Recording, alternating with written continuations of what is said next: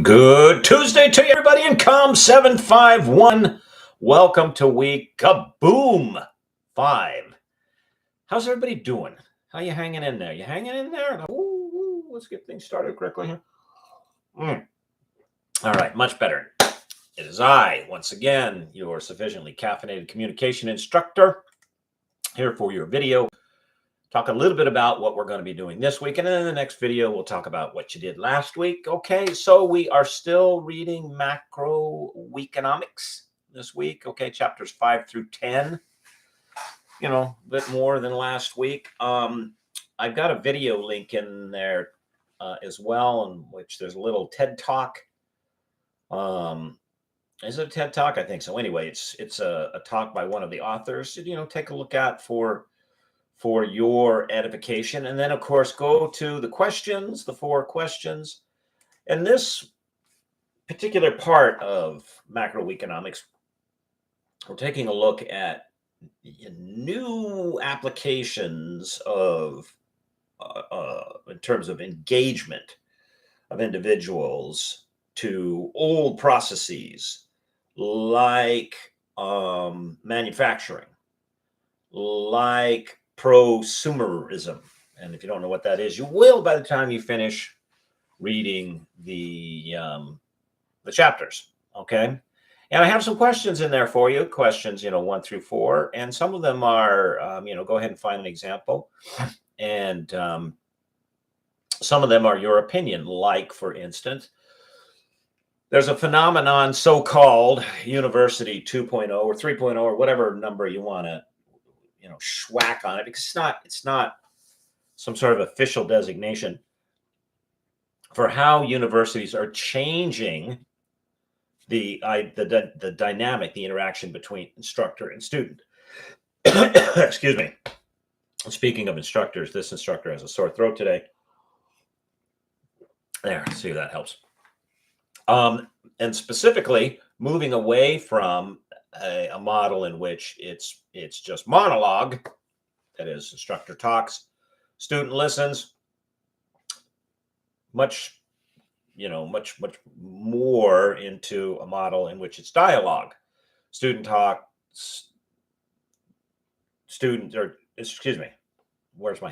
instructor talks, students ask questions, students talk amongst themselves. And this is particularly applicable to in the business. What we do here, and I mean we, like as in this class, is called non-synchronous classwork, meaning that the learning material, like this video that I'm making, and then the modules that I put on campus, are not in sync with any specific time that you have to be anywhere watching them.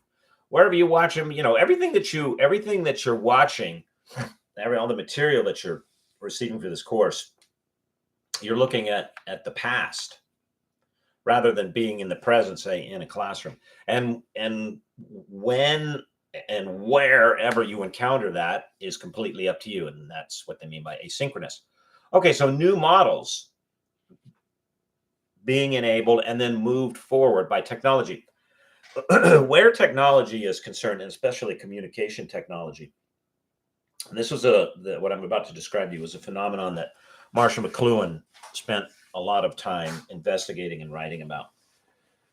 There is a phenomenon that unfolds in which new technology enables different communication applications, and then subsequently different communication applications give rise to, whatever term you like, new technologies. There's this sort of building. So, for example, in the early days of non-synchronous education, it was merely lecture, video lecture, and this might even be, depending on how old you are, older than your recollection, on videotape. So you received a stack of videotapes, that was the class, or audio tape. put them in a player, you sat, you listened. All right, non-synchronous education. Well, those participating and those, whether they were the instructor or the student, thought, wouldn't it be interesting if there was a way for the students to ask questions? Because when you get a video and say you got it in the mail, what are you going to do? You're going to ask the video cassette or the audio cassette? What do you mean by that? What if there was a way in which the recording could go out and then questions could come back? And this was used in education and other things in the early days of the creation and attachment of MP3, of audio files through email, so-called, as became known, podcasting. So you could send an audio message out and then have a question or a discussion board built in to the whatever the platform was. Sometimes it was just email, and people would start emailing each other about what they had heard and emailing the originator of the audio. This in turn, wouldn't it be interesting if there was a designated space rather than a co-opted space? We take email, which is used for a lot of things. Instead of taking email, which is used for a lot of things, we design a specific space. We'll call it Canvas. We'll call it Blackboard, which were not the first iterations of this space, but we'll just jump forward into the present here for the sake of brevity. And it's a space in which you could do all of these things. You could send out audio. You could send out video. You could ask questions. You could even, have real-time interaction. So you build in this Zoom feature. So it's the one that leads to the other, that leads to the other, that leads to the other. So when you're reading through those chapters in this week, for the designated for this week, chapters 5 through 10, and Tapscott and Williams, think about that as you're answering those questions. How is it that the communication that gives rise to the technology is, the change in communication that gives rise to the technology is then changed by the technology and then gives rise to technologies, and the one affects the other, Okay.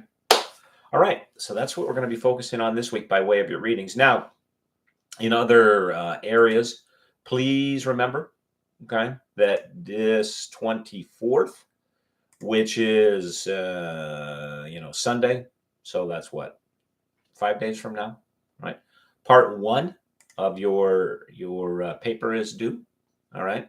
And there's a link over in the assignments tab, link, Canvas. I'm not quite sure. I'm still getting used to the lingo here, in which you will upload it in PDF form. Right. It's worth 200 points. So, into Sunday night. If you have any, at this point, we're looking at last minute questions. If you have any last minute questions about this phase of the paper, let me know, and I'll have, I have office hours on Wednesday and Friday. Okay, everybody. All right. That's it for this video. Next video, we'll take a look at the questions and the readings from last week and some of the things that you said, and see if we can add anything that is helpful to you. But until then, take care, and I will see you again on Canvas. Bye-bye.